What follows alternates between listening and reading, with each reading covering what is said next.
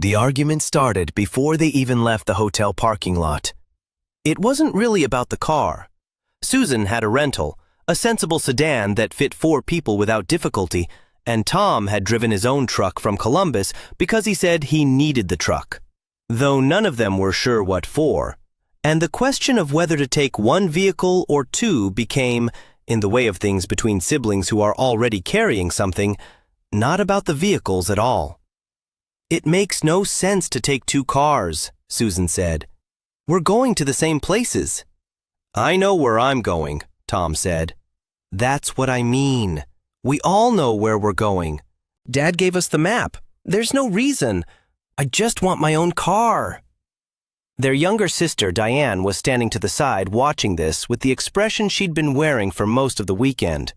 A kind of exhausted diplomacy. The look of the youngest child who has spent a lifetime mediating between the other 2 and is no longer sure why she continues to bother. "Tom," she said, "just ride with us. We'll be there and back in a few hours."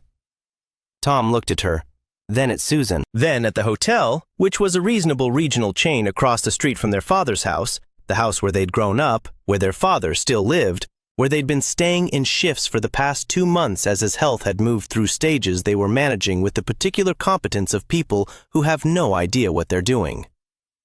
"Fine," he said. He got in the back seat. He sat by the window. He looked out of it for the first several minutes and said nothing. And Susan drove, and Diane rode in the passenger seat with the map on her lap. An actual paper map, the kind you had to fold and unfold, that their father had given them the previous evening with the care of a person handling something he'd made himself. Their father's name was Harold. He was 78 years old, and his heart had been misbehaving since the previous spring, and the 3 of them, Susan, 53, Tom, 50, Diane, 46, had been navigating the logistics of this for 8 months with the combination of genuine love and accumulated friction that characterized their relationships in general. Harold had asked them to do this before he'd told them about the map. "I want to take you somewhere," he'd said. They were at his kitchen table, the 3 of them and their father, the same table where most of the significant conversations of their childhoods had taken place. "A few somewheres, actually. I've been planning it." Susan had said, "Dad, you shouldn't be." "I'm not walking the Appalachian Trail," Harold had said. "I'm going to some places in this town. You can drive me." He'd produced the map and put it on the table. "I've marked them." The map was a street map of their hometown, Millfield, Ohio, population 18,000, folded and refolded along creases that had softened from handling. Harold had marked 7 locations with a red pen, each numbered in his careful handwriting, the kind that belonged to a generation that had been taught penmanship as a discipline. They'd looked at it the way you look at something you don't fully understand. "What are these?" Tom had asked. "Places I want to show you," Harold said. "In order, please." He'd said this with such mild finality that none of them had argued. Not then. The argument had waited until the parking lot. Harold was in the front seat now, which he'd taken with the assurance of a man who had driven this town for 50 years and didn't require the formality of being offered it. He had the map on his knee. He was wearing his good jacket, the navy one he'd worn to church and to their school events, which Susan noticed and did not comment on. "Turn left on Maple," he said. "The first one is by the park." Susan turned left on Maple. The town moved past the windows. It was a Saturday in September, the particular kind of September day that seems lit from within. The maples were beginning to turn, and the light had that slanted golden quality that makes ordinary things look like they're being kept for something.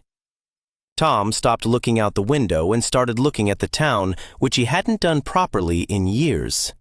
He'd left at 22 and built his life in Columbus, which was 2 hours away and might as well have been another country for how seldom he came back. Not from hostility.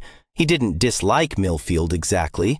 It just wasn't where his life was, and life was busy, and 2 hours was far enough that it was easy to let months accumulate into visits. He knew, without examining it directly, that Susan had done more.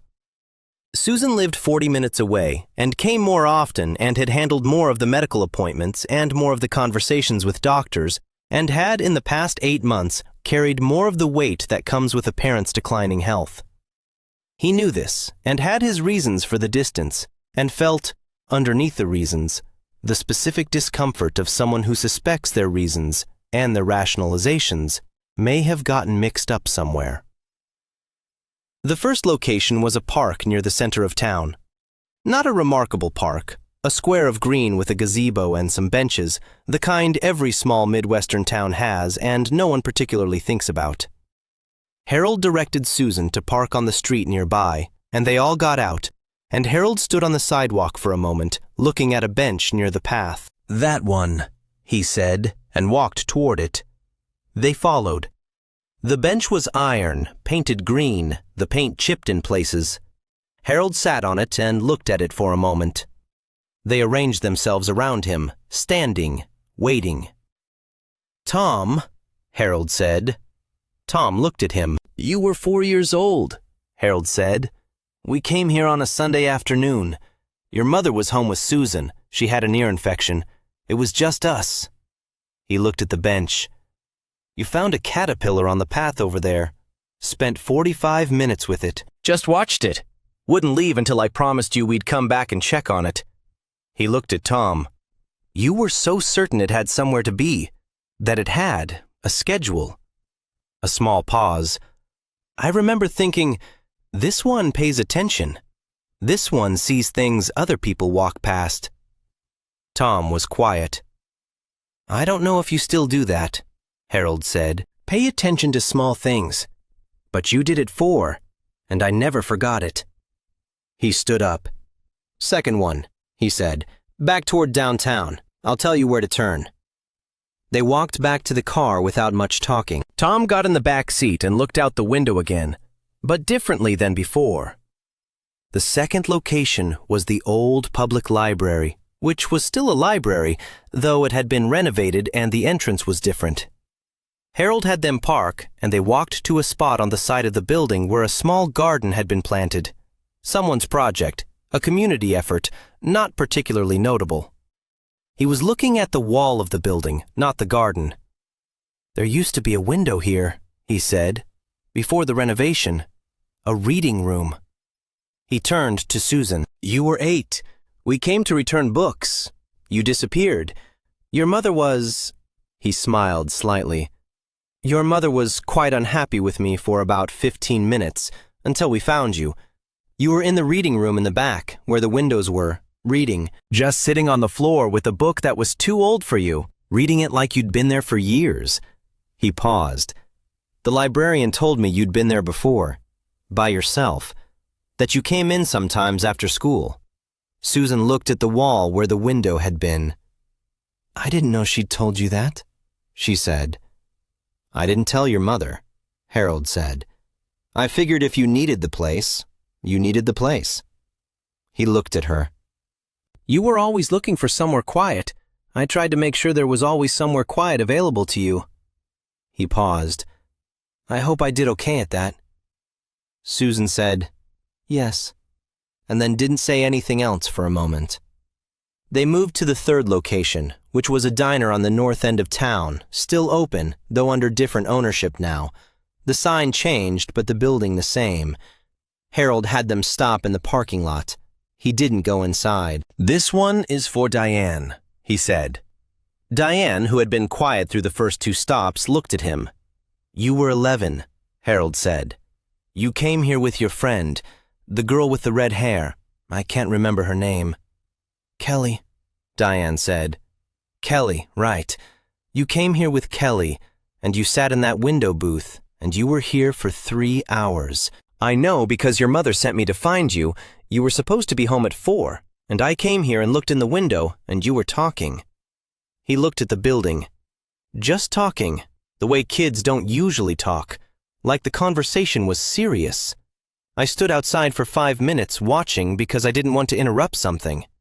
He looked at Diane. "I didn't know what you were talking about. I don't know now.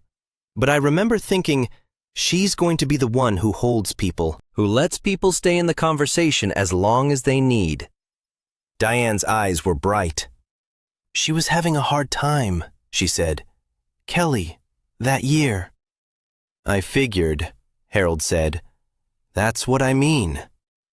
He let that sit for a moment. I never told you I saw, he said. But I saw. They ate lunch at a place Harold liked. Not on the map, just lunch, a break in the middle, and for a while they talked about ordinary things. Harold asking about their lives with the genuine interest of a person who had fewer conversations than he used to and valued each one.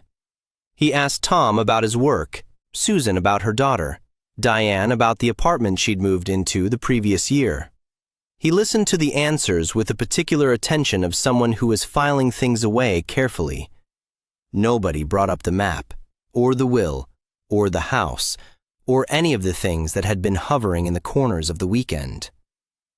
Here's what the map was doing, that none of them had words for yet. It was making each of them visible, in order, without qualification, just, I saw you, specifically, in this specific place, at this specific moment. That's not something you can put in a will. Stay with this one, and subscribe if this is the kind of story you come here for. The fourth location was a hardware store that had been a hardware store for as long as any of them could remember. Harold had them park in the lot behind it. This one is for all three of you, he said. Sort of. He led them around to the side of the building where a strip of concrete ran between the hardware store and the building next to it, barely wide enough to walk through single file. He stopped near the middle of it. The summer Susan was 12, he said. I had a bad year at work. You kids didn't know the details. Your mother and I, we were careful about what we let through. He looked at the concrete. I used to come here sometimes. Just stand here for a minute. It was quiet. Nobody could see you from the street. He paused. I came here about once a week for 4 months. None of them said anything. I'm not telling you this to worry you, Harold said. I'm telling you because I kept it from you at the time, and I've thought since that maybe that wasn't entirely the right call. He looked at all three of them. You were kids. I still don't know if I should have said more, but I want you to know it happened. That there were times that were hard. He paused, and that I got through them, partly because of you, partly because of what you didn't know you were doing, just being there, being the reason. The hardware store lot was quiet. A car passed on the street nearby. Tom said, I didn't know. No, Harold said, you weren't supposed to. They stood there for a moment longer. Okay, Harold said, 4 more. He looked slightly pleased with himself. The fifth location was a soccer field on the east side of town, somewhat scrubby, the kind of field that had been there forever and never quite gotten the renovation money. Harold directed them to the far end, near the goalposts. Tom, he said. Tom was prepared now, in a way he hadn't been at the park. He stood and listened. You were 15. Your team lost the championship game right here. Badly. What was it, 6-1? 7, Tom said. 7-1, Harold said. Right. And afterward, I didn't know what to say. I was standing where we're standing now, and you walked off the field and walked right past me. I don't think you even saw me. And you went to the corner of the field over there, and you sat down by yourself for about 10 minutes. He looked at where Tom had sat 35 years ago, a patch of grass near the fence. And then you got up and came back, and you said you were ready to go home. Tom said nothing. I wanted to say the right thing the whole drive home, Harold said. I didn't know what it was, so I didn't say much. I've thought since that I should have said more. He looked at his son. But what I remember, what I kept, was watching you sit over there and then stand up and decide you were ready. You were 15, and you decided you were ready. He paused. That's not nothing. That's a thing a person has to find in themselves. I watched you find it. Tom looked at the corner of the field. I was not ready, he said. I was furious. I know, Harold said. You went home and didn't speak at dinner. That was fine. You were allowed to be furious. He smiled slightly. Being ready to leave the field is different from being over it. The sixth location was a neighborhood on the west side. Not theirs, a different one. Older houses and bigger trees, the kind of street that had a certain stillness to it on a Saturday afternoon. Harold had them stop in front of a white house with blue shutters. Susan, he said.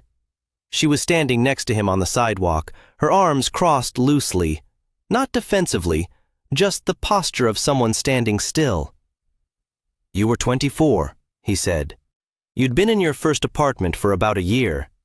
You were having a hard time, though you weren't saying so. This was, he paused, calculating, the year after the thing with the job.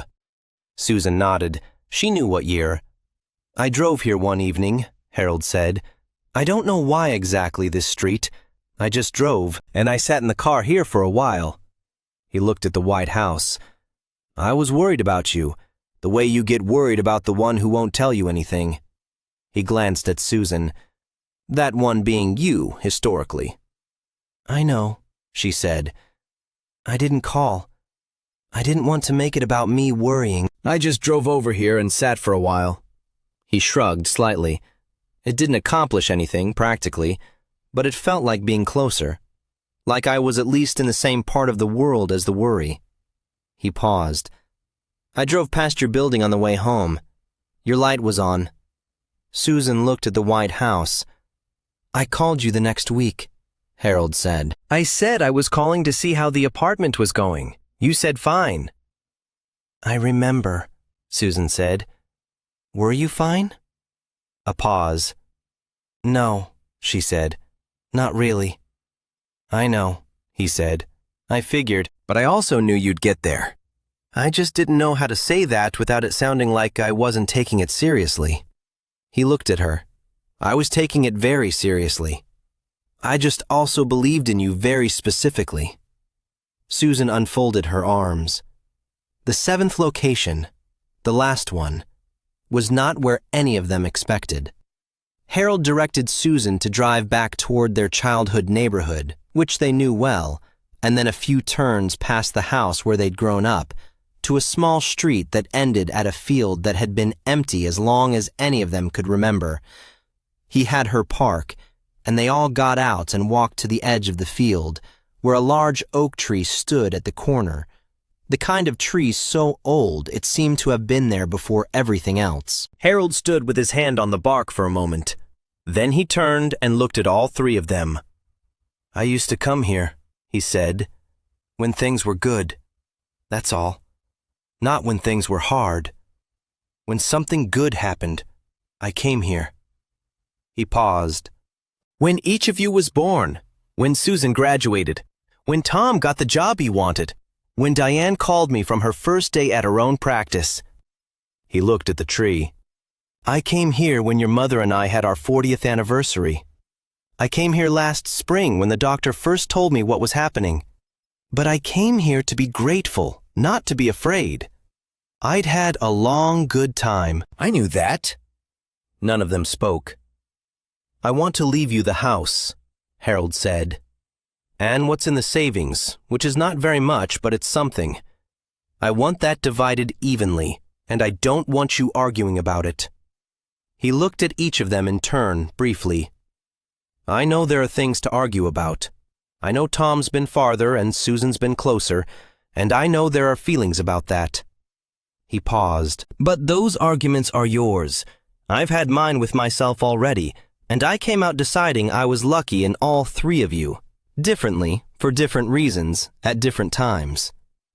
The field was quiet. In the distance, a dog barked once and stopped. I don't know how to leave you the things that mattered most, Harold said. That's why the map. He looked at the paper, which he still had in his hand, soft from folding. 7 places, 7 things I know about you that I wanted you to know I know. He looked up. That's the thing I keep thinking about. Whether you knew. Whether you knew you were seen. Diane said. "Dad." And her voice was not quite steady. "I know," he said. "I know." He folded the map one more time. "Keep that," he said, and gave it to her. "The three of you, keep it together." She took it. They stood under the oak tree for a while, the four of them, without anyone needing to fill the quiet with anything. Harold had one hand on the bark. The September light was going slightly golden at the edges, the way it does in the afternoon when the day is thinking about becoming evening. Tom was looking at the field. He was thinking about a caterpillar he barely remembered, and a father who had watched him watch it and filed it away for 46 years. He was thinking about Columbus and the 2-hour drive and the months between visits, and he wasn't going to resolve any of that standing here. But he was feeling the weight of it more honestly than he usually allowed himself to. He was thinking, there is still time. Not unlimited time, not the same time that had already passed, but some. That was something. Susan was thinking about the White House with blue shutters on a street she'd driven past herself once or twice since, without knowing why her father had sat on it in a car. She was thinking about being the one who carries things without saying so, and whether she'd let herself be helped enough, and whether asking would have been so hard after all. Diane was thinking about Kelly and the diner booth and the 3 hours of conversation she'd never told anyone about, not because it was secret, but because it had just been hers, and the fact that her father had stood outside and seen and not interrupted was such a specific and perfect expression of something that she didn't have the word for it, only the feeling. They drove back to Harold's house in one car. The evening was ordinary. Harold fell asleep in his chair after dinner, the way he sometimes did, and they sat around the living room, not watching the television that was on, and eventually Susan did the dishes and Tom took out the trash, and Diane sat with their father until he woke up and was briefly confused, and then wasn't. The estate would still need sorting. The house would need a decision. Tom would drive back to Columbus, and the distance would remain, though something about it had shifted in a way he was going to need time to understand. Susan would continue being 40 minutes away, which would continue to feel like too close and not close enough at different moments. Diane would carry the map in her bag for 3 weeks before putting it somewhere it would be safe, in a box she could always find. These were the things that would continue. But the argument in the parking lot felt, that evening, like something from a different day. Not irrelevant, the car and the question of 2 vehicles and the years of accounting underneath it were real, but smaller. The way things get smaller when you've stood somewhere large. Harold woke up and said he'd like some tea. Diane made it. He drank it slowly and watched the 3 of them moving around his living room, and his expression was the expression of a person who has done the thing they meant to do. "Good day," he said, to no one in particular. "Yeah," Tom said. He was sitting on the floor, his back against the couch, the way he'd sat in this room as a teenager. It was. He didn't say anything else. He didn't need to. The map had 7 places on it. 7 things a father had noticed and carried and wanted, before he ran out of time, to give back. You can't put that in a will. You can't divide it or dispute it or assign it a dollar value. It belongs to everyone it was meant for, equally, completely, in the specific and irreducible way of things that were made with care. Harold finished his tea. Outside, the September evening was settling into dark, the street quiet, the maples holding the last of the light in their turning leaves. If you thought of someone while you were watching this, someone who saw you in a way you didn't know about, or someone you've been seeing and haven't said so, leave a few words in the comments. You don't have to explain it, just the thought is enough. Take care of yourselves. Asterisk.